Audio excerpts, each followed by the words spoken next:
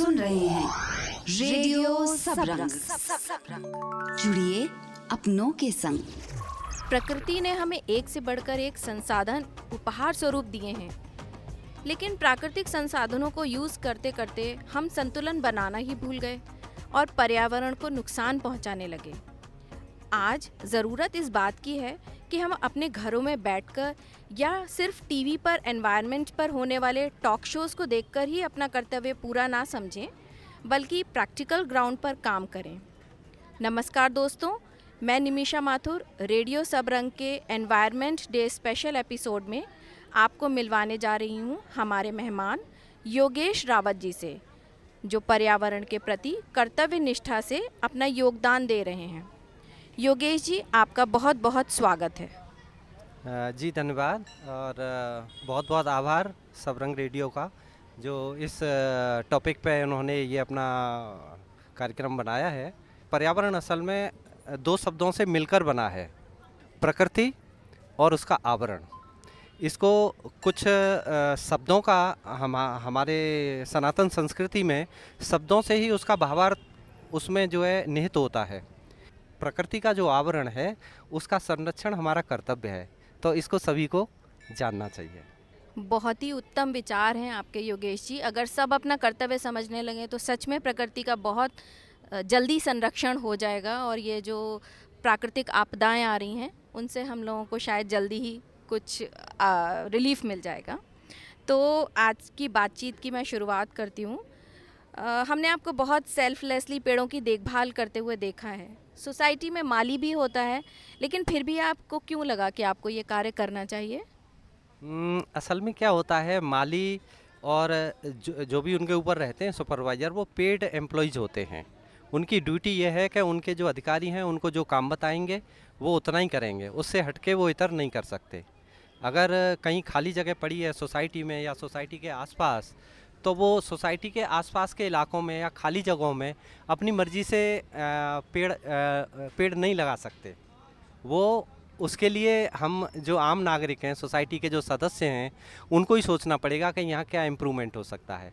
तो वही सोच के मैंने जो खाली जगह पड़ी थी, जहाँ जो बिल्डर ने जब सोसाइटी बनाई थी तो उसने लगा के दिए थे प्लांट।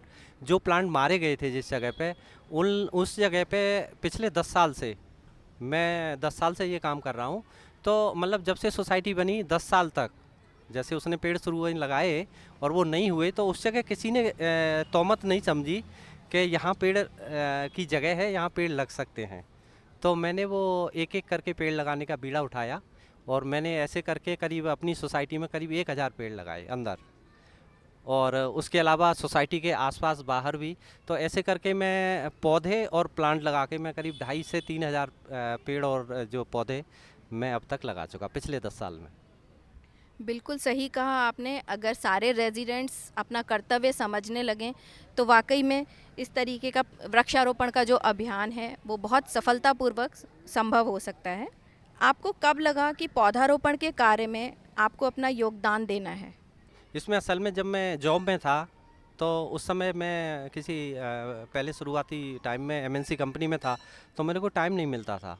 फिर मैंने जॉब छोड़ के वीआरएस लेके मैंने अपना काम शुरू किया, अपनी कंपनी खोली। तो मेरे को सुबह शाम थोड़ा टाइम मुझे मिलने लगा, मैं अपने हिसाब से अपना काम को मैनेज करने लगा। तो उसमें मुझे लगा कि जो खाली जगह पड़ी है, मुझे कुछ सोशल सामाजिक कार्य भी करना चाहिए अपने कार्य के अलावा, जो कि मेरा ड्यूटी बनती है, कर्तव्य बनता है। मैं अपनी बेटी को छोड़ने जाता था 62 में, सेक्टर 62। तो उधर से आता था, तो वहाँ से जंगल में से अपनी खुरपी मेरे साथ रहती थी, तो मैं 2 पेड़ अपना बाइक के मैं अपना लेके आता था और अपना सोसाइटी में लगाता था। तो पहले गड्ढे खोद के एक दिन पहले शाम को रख देता था और उधर से 2-2 पेड़ आके ऐसे करके मैंने करीब 1000 पेड़ जो है ना सोसाइटी में ऐसे लगाए। और इसमें पेड़ लगाने के लिए ऐसा कोई पैसे की या धन संग्रह की ज़रूरत नहीं होती। आपके अंदर अगर इच्छा है, इच्छा शक्ति है, तो जैसे नेचुरली कुछ पौधे अपने आप उगाते हैं, बीजों के जहाँ भी बीज उनको मिल जाती है जगह, तो आप वहाँ से पीपल के, बरगद के, नीम के, इस तरह के पेड़, तमाम पेड़ जंगल में उगे रहते हैं अनवांटेड जगह पे। उन्हें आप निकाल के बरसात के समय में लगा सकते हैं। तो कोई धन की भी आवश्यकता नहीं है कि पर्यावरण के कार्य को आगे बढ़ाने के लिए धन संग्रह की भी ज़रूरत हो। तो जितना भी खर्चा होता है, कुछ नए पौधे आप अगर लगाते हैं तो वो खर्चा आप ही करते हैं फिर? जो इन्वायरमेंट में रखते थे दिलचस्पी, उनके साथ मैंने एक अलग से ग्रुप बनाया सृजन। और उन लोगों की कभी इच्छा होती थी, जैसे उनका किसी बच्चे का बर्थडे है या एनिवर्सरी है, तो वो लोग अपनी मर्जी से जैसे 5 पेड़ लगाने हैं किसी को, तो इस तरह से कुछ लोग ऐसे थे कि जो चाहते थे पर्यावरण में कुछ काम कर सकें, वो लोग डोनेट करने लगे पैसे कि हमारे हमारे नाम से 5 पेड़ आप लगा दीजिएगा। तो इस तरह से कुछ हमको जो मिला धन, हम उसको यूज़ करने लगे। जो हमें नए पेड़ लगाने होते थे, नर्सरी से लाने होते थे, हम उस पैसे को यूज़ करने लगे। कुछ जैसे मैं कोरोना के समय मंदिर के पीछे जहाँ पे करीब 500 वर्ग गज जगह में कूड़ा मलबा पड़ा रहता था, वो ज़मीन हमने लैंडस्केपिंग करके उसमें बहुत सुंदर मंदिर के लिए हमने वाटिका बनाई। तो कुछ लोग ऐसे आते थे मंदिर में कि हमको किसी ने बोला है पेड़ लगाना है पीपल का, बरगद का, तो हम उनसे 100 रुपये लेते हैं पेड़ लगाने का। पेड़ वही लेके आते हैं, पेड़ 100 रुपये लगाने का लेते हैं और उनसे बोलते हैं कि आप तो पेड़ लगा के चले जाएंगे, हम इसकी पूरा 2-3 साल तक देखभाल करेंगे, हम उसके लिए ले रहे हैं और इस पैसे को हम अपने ऊपर खर्च नहीं करेंगे, हम इस पैसे को पर्यावरण में ही लगाएंगे। तो ऐसे करके वो एक स्रोत हमें मिल गया कि जैसे 20, 25, 50 लोग अगर कुछ ऐसे पेड़ लगवाते हैं तो वो एक तो 2 काम हो जाते हैं, पेड़ भी लग जाते हैं और हमें कुछ अपने खाद के लिए, औजारों के लिए या एक्स्ट्रा पेड़ हम जो लेके आते हैं परचेज, उसके लिए हमको धन भी मिल जाता है। अच्छा, आपको फ़ोन करके भी कभी लोग पौधारोपण या पेड़ों की देखभाल करने के लिए, या आंधी तूफान में जैसे पेड़ गिर गया उसके लिए भी क्या बुलाते हैं आपको सहायता के लिए? हाँ जी, अवश्य। कभी किसी का कुछ होता है प्रोग्राम, किसी का जैसे लोगों ने आजकल ये ट्रेंड बनाया है कि किसी बच्चे का बर्थडे होगा जो एनवायरनमेंट प्रेमी है, या उनकी एनिवर्सरी होगी या माता की बरसी होगी, पिता की किसी की, तो वो लोग उस उपलक्ष्य में पेड़ लगाते हैं और वो मेरे को इसके बारे में बोलते हैं, तो मैं शहर से उसको स्वीकार करता हूँ। और बिना किसी उसके मतलब ऐसे कार्यक्रम में बिना किसी लेन देन के मतलब उनसे मांगे कुछ, क्योंकि वो खुद ही इतना सहयोग कर रहे हैं, मैं उनके साथ उनकी भरपूर सहयोग करता हूँ, पेड़ लगवाता हूँ उनके साथ में। और कहीं जैसे आंधी तूफान में पेड़ गिर जाते हैं तो वो अगर उनके पास मेरा नंबर होता है तो वो RWO को बताने के बजाय सबसे पहले मेरे को फ़ोन करते हैं कि रावत जी वहाँ पेड़ गिर गया है। क्योंकि क्या होता है कि जो RWA के जो पेड एम्प्लॉइज़ हैं वो 24 आवर्स तो रहते नहीं हैं, ये काम मालियों का है। तो कोई गार्ड या और कोई जो पदाधिकारी होते हैं RWA के, वो तो इस काम को कर नहीं सकते और उनके पास में औजार भी नहीं होते कि आरी या पेड़ काटने का जो कि सीधा कर सकें, तो वो मेरे से ही संपर्क करते हैं। और मैं कभी भी रात में या फिर और टाइम में जब माली नहीं होते हैं तो मैं जाके उनके सहयोग से उस काम को पूरा करता हूँ। योगेश जी, पर्यावरण के प्रति आपके और क्या विचार हैं या क्या मैसेज आप लोगों तक पहुंचाना चाहते हैं रेडियो सबरंग के माध्यम से? तभी जानते हैं कि हमारी जो प्रकृति है ये 5 तत्वों से मिलके बनी है। चर और अचर जो भी है, प्राणी हैं, जीव हैं, पेड़ भी एक जीव ही हैं, तो वो एक हमारा एक आवरण है प्रकृति का, उसी को हम पर्यावरण कहते हैं।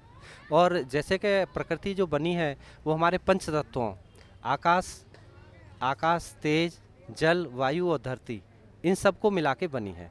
तो इसका जो आवरण है उसको हम पर्यावरण कहते हैं। तो इस आवरण को पूरा स्वस्थ रखने के लिए हम सभी की जिम्मेदारी है।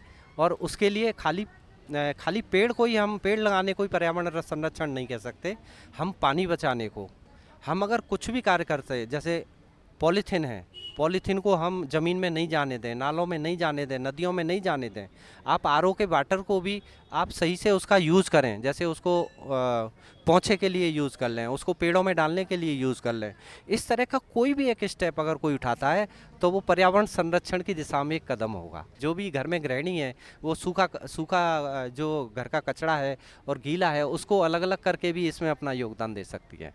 तो ये पर्यावरण का बहुत ही विस्तृत और व्यापक रूप है जिसमें हर एक कोई सहयोग दे सकता है अपने अपने लेवल से। बिल्कुल सही कहा आपने, जज्बा होना चाहिए, काम करने के तरीके तो निकल ही आते हैं। मुझे पूरा विश्वास है कि आज की हमारी बातचीत को सुनकर और भी कई लोग प्रेरित होंगे और आगे बढ़कर पर्यावरण का संतुलन बनाए रखने में अपना योगदान देंगे। हमसे बातचीत करने के लिए योगेश जी आपका बहुत बहुत धन्यवाद। जी, आपका भी बहुत बहुत धन्यवाद कि मेरे को अपनी बात कहने का आपने एक स्टेज दिया, बहुत सारे हज़ारों लोगों तक मेरी अपनी बात को पहुंचाने का आपने को अवसर दिया, उसके लिए आपका बहुत बहुत आभार। आप सुन रहे थे रेडियो सबरंग। जुड़िए अपनों के संग।